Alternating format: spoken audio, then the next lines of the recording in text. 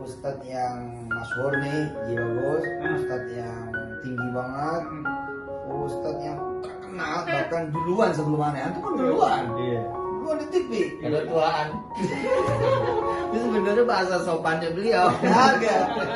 Duluan di TV beliau mau Jeffrey duluan.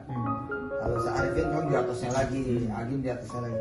Tapi yang tetap humble, tetap tawadu ya antum. Masya Allah. Sampai gini hari Allah. Bayangin mau nengokin aneh juga.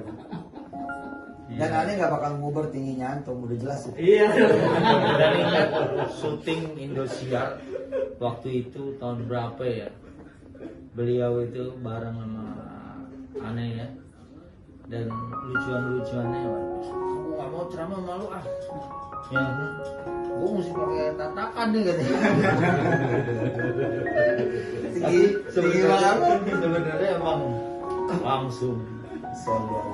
Tapi emang bener deh kalau dia bilang dia tawa tuh sampai sekarang